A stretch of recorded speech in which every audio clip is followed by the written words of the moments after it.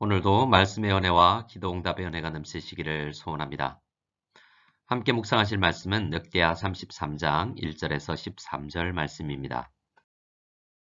같이 말씀을 읽겠습니다. 므낫세가 왕위에 오를 때에 나이가 12세라. 예루살렘에서 55년 동안 다스리며 여호와 보시기에 악을 행하여 여호와께서 이스라엘 자손 앞에서 쫓아내신 이방 사람들의 가증한 일을 본받아 그의 아버지 히스기야가 헐어버린 산당을 다시 세우며 바알들을 위하여 제단을 쌓으며 아세라 목상을 만들며 하늘의 모든 이루월 성신을 경배하여 섬기며 여호와께서 전에 이르시기를 내가 내 이름을 예루살렘에 영원히 두리라 하신 여호와의 전에 제단들을 쌓고 또 여호와의 전 두 마당에 하늘의 이루월 성신을 위하여 제단들을 쌓고 또 흰놈의 아들 골짜기에서 그의 아들들을 불 가운데로 지나가게 하며 또 점치며 사술과 요술을 행하며 신접한 자와 박수를 신임하여 여호와 보시기에 악을 많이 행하여 여호와를 진노하게 하였으며 또 자기가 만든 아로새긴 목상을 하나님의 전에 세웠더라. 옛적에 하나님이 이 성전에 대하여 다윗과 그의 아들 솔로몬에게 이르시기를 내가 이스라엘 모든 지파 중에서 택한 이 성전과 예루살렘에 내 이름을 영원히 둘지라. 만일 이스라엘 사람이 내가 명령한 일들 곧 모세를 통하여 전한 모든 율법과 율례와 규례를 지켜 행하면 내가 그들의 발로 다시는 그의 조상들에게 정하여 준 땅에서 옮기지 않게 하리라 하셨으나 유다와 예루살렘 주민이 므낫세의 꾀임을 받고 악을 행한 것이 여호와께서 이스라엘 자손 앞에서 멸하신 모든 나라보다 더욱 심하였더라. 여호와께서 므낫세와 그의 백성에게 이르셨으나 그들이 듣지 아니하므로 여호와께서 아수르 왕의 군대 지휘관들이 와서 치게 하심에 그들이 므낫세를 사로잡고 쇠사슬로 결박하여 바벨론으로 끌고 간지라. 그가 환난을 당하여 그의 하나님 여호와께 간구하고 그의 조상들의 하나님 앞에 크게 겸손하여 기도하였으므로 하나님이 그의 기도를 받으시며 그의 간구를 들으시사 그가 예루살렘에 돌아와서 다시 왕위에 앉게 하심에 므낫세가 그제서야 여호와께서 하나님이신 줄을 알았더라. 아멘. 오늘 우리가 묵상할 역대하 33장은 므낫세 왕에 대한 이야기입니다. 므낫세 왕은 12살의 왕이 되어 55년 동안 다스립니다. 남유다에서 가장 오래 왕으로 다스린 왕이죠. 오랜 기간 통치했다는 것 자체는 좋은 일이지만 므낫세 왕은 여호와 보시기에 악을 행한 왕입니다. 그것도 남유다 왕들 중에서 가장 하나님의 마음을 아프게 한 왕이지요. 2절에서 역대기 저자는 므낫세를 평가하기를 여호와께서 이스라엘 자손 앞에서 쫓아내신 이방 사람들의 가증한 일을 본받아 살았던 왕이다 라고 합니다. 하나님 없이 사는 이방 사람들처럼 살았다라는 말이죠. 3절부터 9절까지는 므낫세가 어떻게 하나님 보시기에 악을 행했는지 하나하나 고발합니다. 평범한 성도가 상상할 수 있는 것 이상으로 악한 삶을 살아가는 왕이었습니다. 우선 믿음이 출중했던 아버지 히스기야가 헐어버린 산당을 다시 세웁니다. 각종 우상들의 제단을 쌓고 우상 숭배를 했습니다. 4절을 보면 너무나 악하게도 하나님의 이름을 영원히 두리라고 약속하신 여호와의 전에도 우상의 제단들을 쌓았다고 합니다. 뿐만 아닙니다. 6절을 보면 흰놈의 아들 골짜기에서 자신의 아들들을 불 가운데로 지나가게 하여 우상의 제물로 바쳤다고 합니다. 이러한 우상 숭배는 하나님 없는 이방인들에게도 잘 발견되지 않는 악한 종류의 우상 숭배입니다. 도저히 믿음의 사람, 예배의 사람 히스기야의 아들이라고 믿기지 않을 정도이죠. 도대체 므낫세는 어떻게 이런 우상 숭배의 사람이 되었을까요? 우리는 그 이유를 6절 말씀을 통해 짐작해 볼 수 있습니다. 므낫세는 점치며 사술과 요술을 행하며 신접한 자와 박수를 신임했다라고 합니다. 어떤 계기였는지 모르지만 므낫세 주변에는 점치는 사람들, 신접한 자와 박수들이 가득했습니다. 보통 이렇게 우상과 사술에 빠져드는 경우는 사람의 마음을 혹하는 흔히 세상 사람들이 말하는 용한 무당을 만나게 되는 경우일 것입니다. 여호와 신앙은 말씀을 해석하여 생각하고 묵상하여 성장해 나가지만 무속신앙의 경우는 사람을 유혹하기 쉽도록 어떤 힘을 느끼게 하는 경우가 많습니다. 우리나라의 유명한 한 재벌 가문의 경우를 보면 무당이 시키는 대로 투자하고 회사를 운영했더니 한동안 회사가 잘 되고 승승장구하게 되었다고 합니다. 그래서 무당에 대한 신뢰가 생겨나고 모든 일을 그 무당이 시키는 대로 하게 되었다는 것입니다. 종종 악한 마귀에게 허락된 힘으로 그러한 일들도 일어나기도 하는 것이죠. 그래서 우리는 말씀으로 바른 신앙을 분별할 수 있는 능력을 키워야 하는 것입니다. 마귀의 힘으로 병도 고치고 기적도 일어납니다. 그러나 이러한 기적 신앙은 바른 신앙이 아닙니다. 므낫세는 그렇게 신접한 자와 박수를 신임하게 되어 점점 우상숭배에 빠져들어가게 된 것 같습니다. 7절 말씀을 보면 므낫세는 자기가 만든 아로새긴 목상을 하나님의 전에 세웠다라고 합니다. 우상숭배의 마음이 더 깊어져서 새로운 우상을 만들어내기도 했다는 것이죠. 게다가 그 목상을 하나님의 전에 세웠다는 것은 여호와 하나님이 살아계시다는 것을 전혀 믿지 않았다라는 이야기입니다. 하나님이 계시다는 것을 알았다면 도저히 그렇게 할 수 없지 않겠습니까? 역대기 기자는 7절과 8절에서 므낫세가 얼마나 성전에 대해서 무지했는지를 말합니다.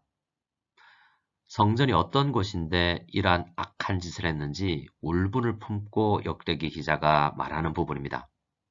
함께 역대기 기자의 말을 들어보겠습니다. 옛적에 하나님이 이 성전에 대하여 다윗과 그의 아들 솔로몬에게 이르시기를 내가 이스라엘 모든 지파 중에서 택한 이 성전과 예루살렘에 내 이름을 영원히 둘지라. 만일 이스라엘 사람이 내게 명령한 일들 곧 모세를 통하여 전한 모든 율법과 율례와 규례를 지켜 행하면 내가 그들의 발로 다시는 그의 조상들에게 정하여 준 땅에서 옮기지 않게 하리라 하셨으나 지금 역대기 기자는 성전이 어떤 곳인지를 설명하고 있는 것입니다. 성전은 하나님께서 기도를 들으시고 응답하는 것이요 축복의 장소입니다. 그렇게 하나님의 약속이 깃든 신성한 곳에 우상의 목상을 세웠다라는 사실을 생각하며 그 과거의 므낫세 역사를 생각하며 지금 역대기 기자는 분노하며 기록하고 있는 것입니다. 하나님은 이런 므낫세와 남유다 백성들에게 어떻게 행하실까요? 하나님은 우선 므낫세와 남유다 백성들에게 선지자들을 보내셔서 경고하셨습니다. 하나님은 우리를 사랑하셔서 때로는 이렇게 말씀을 주셔서 경고하시고 인도하십니다. 그런데 므낫세와 남유다 백성들은 선지자의 말을 듣지 않았다고 합니다. 오랜 기간 통치하면서 또 그 기간 동안 우상 숭배를 해왔기 때문에 웬만한 선지자의 말이 잘 들리지 않았을 것입니다. 그래서 하나님은 특단의 조치를 행하십니다. 아스루 왕의 군대 지휘관들로 하여금 치게 하셔서 므낫세를 사로잡아 쇠사슬로 결박하여 바벨론으로 끌고 가게 하신 것입니다. 여기서 아수르 군대가 사로잡았는데 왜 바벨론으로 끌고 왔는지 우리는 정확히 알 수 없습니다. 아마도 당시 바벨론의 왕이 아수르 왕의 동생이었기 때문에 관련되어서 어떤 일이 있었던 것 같습니다. 중요한 것은 므낫세 왕이 한 나라의 왕의 신분에서 갑자기 포로로 죄수의 신분으로 되었다는 사실입니다. 사실 오늘 역대하 33장의 핵심은 12절, 13절이라고 할 수 있습니다. 역대기 저자는 이렇게 악한 사악한 사람의 기도도 하나님께서 들으신다라는 것을 강조하고 싶었던 것입니다. 3절에서 9절까지 길게 므낫세의 악한 삶을 조목조목 나열한 것도 바로 그의 회개를 강조하기 위해서일 것입니다. 그러면 므낫세 왕은 어떻게 회개를 하게 되었을까요? 12절은 그가 환난을 당하여 그의 하나님 여호와께 간구하고 라고 말합니다. 하나님께서는 환난과 고난을 이렇게 사용하시는 것입니다. 하나님의 말씀을 듣지 못하는 사람들에게 고난이라는 확성기를 통해서 하나님의 말씀을 크게 들려주시는 것입니다. 그런 의미에서 고난도 은혜라고 할 수 있겠죠.